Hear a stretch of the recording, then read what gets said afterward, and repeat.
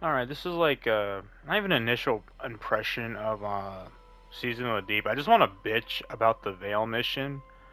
Um, I I'm not even angry. I'm just apathetic at this point. If you don't know, there is a new quest from Nimbus to access a mission that's supposed to help expand the Veil, and you learn nothing. The only thing I took away from that mission is that Maya Sandesh was a lesbian and she had a wife. Like that's the only new thing that I learned from that entire mission. There was no speculation on from either of Cyrus or Nimbus, anybody, nothing. You just go back through the desperate measures mission, you fight a tormentor with infinitely spawning ads, and if you get suppressed and slammed, you die. That's the entire mission. The hand cannon is pretty nice, and I actually like the hand cannon a lot. Another again issue is that hand cannon was shown off in the promotional material, and again, if you go to the Lightfall campaign, I don't have it on console. I'm recording this on console, but if you go to the Lightfall campaign, if you do it on normal, I believe, classic, yeah, it's there. Like I just actually, is that the new seasonal gun? I don't know. But the point is, whatever. 3 months, 3 months of waiting, and the biggest. I don't want to say Sam Drag, but the biggest slap in the face about that entire Veil mission is that it's time gated. The information is time gated.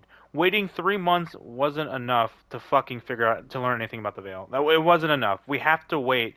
I'm assuming this is going to be like a weekly thing where we come back and we learn about shit, I guess. But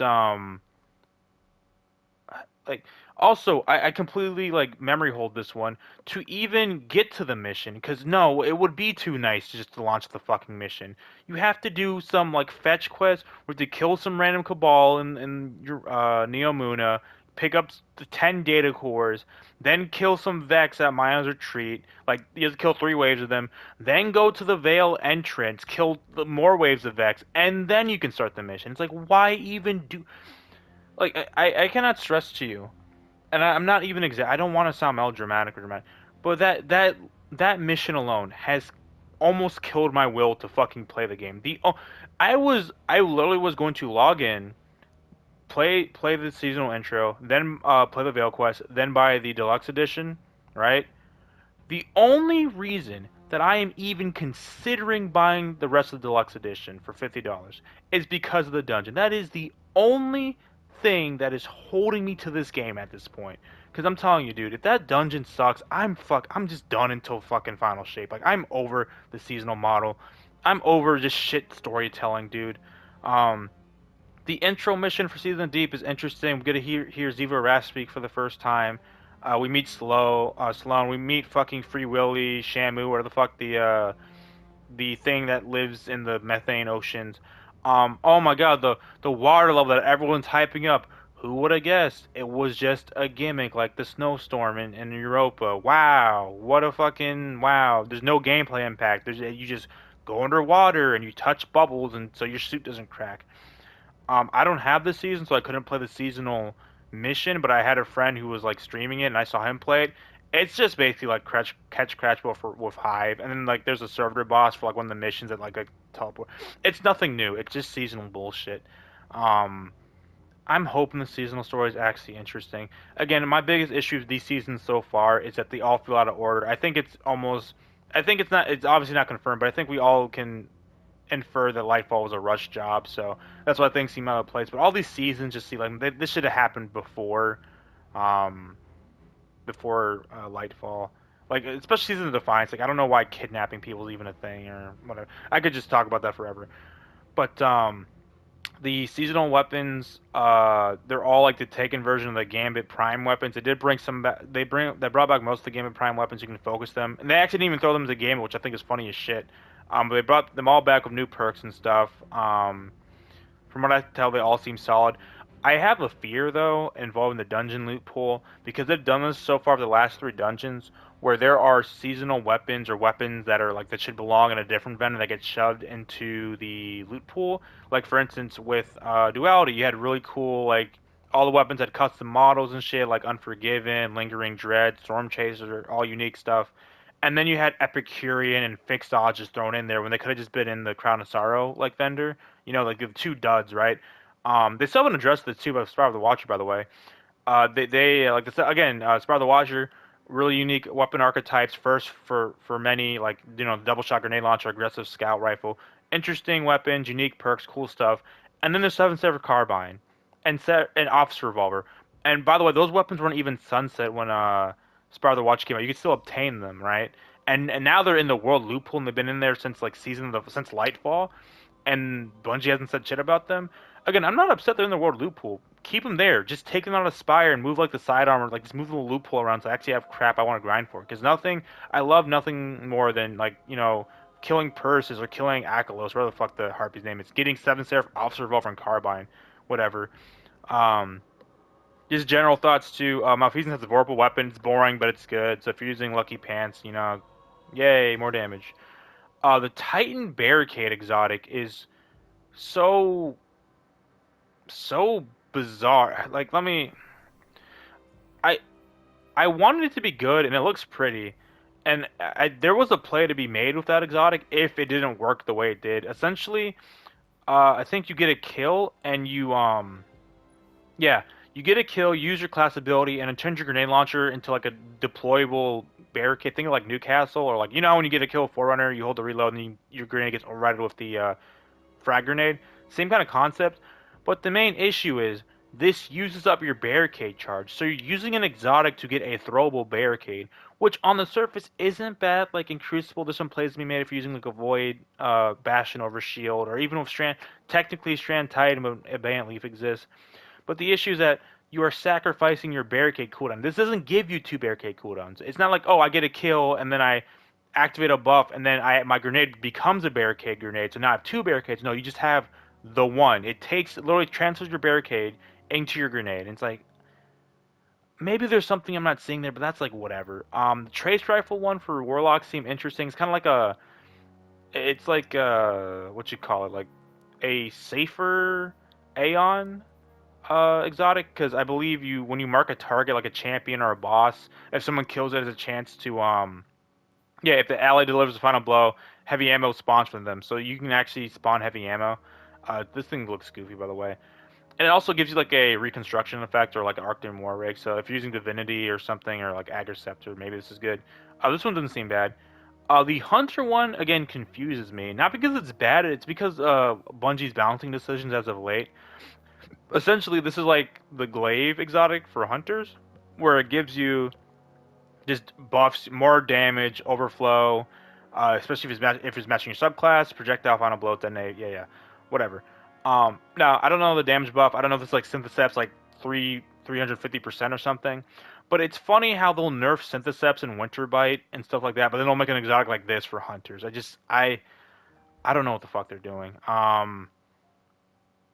Like I'm don't this is that Veil mission. I have to keep coming back to that because 3 months, and then you give us a mission where we learn literally nothing after talking about, oh, it's gonna explain things, and you time gate it. You fucking time gate it. Why? Why like? There's a video I watched on YouTube. I can't remember the name. I think it was like something about how Rarity's gate or Borderlands 2, something about rarities and gatekeeping or something like that. It was a really well made video. And the guy pretty much expressed the reason why I hate live service games in Destiny, or like games like Destiny Division, is this idea of you can't do what you want, and the developers hold you back. Like, for instance, like with story stuff, I find it ridiculous that I have to wait. Like, I don't like the drip feed model. Like, if I want to go through the entire story, let me go through the entire story. Like with Lightfall, or Witch Queen, if I want to play through the entire campaign in one day, let me do it. Like what's the harm?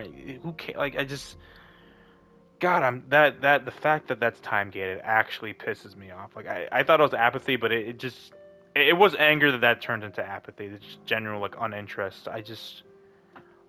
Here's hoping Season of the Deep is actually good and not crap, and the things actually matter. Um, I'm probably just gonna get the digital deluxe anyways because it's cheaper than buying all the seasons individually plus the dungeon keys. So Whatever. I gotta use Quicksilver Storm. It's been in the game for 9 months, but now if you have Lightfall and you don't on the deluxe edition, use Quicksilver Storm. Pretty cool exotic. I'm probably gonna keep one kinetic, one strand because kinetics get that extra like 15% or 10% damage buff. So I'll keep both. That's pretty cool. Oh, artifact mods. I don't like this season's artifact in terms of its champion capabilities because they're really limited.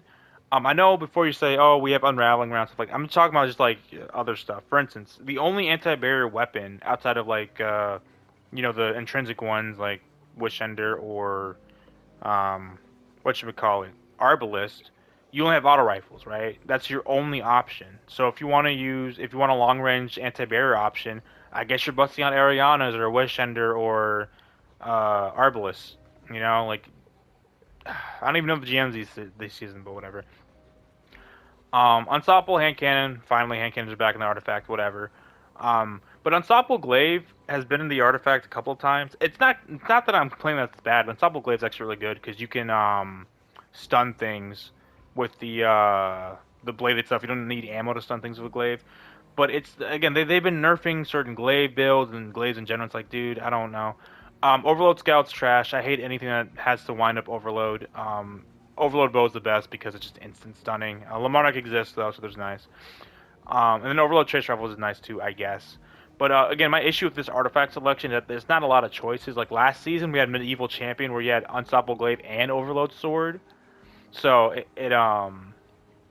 yeah, in terms of champion stunning stuff, if you just purely don't want to have to like rely on your subclass, you don't really have a lot of options, especially for barrier.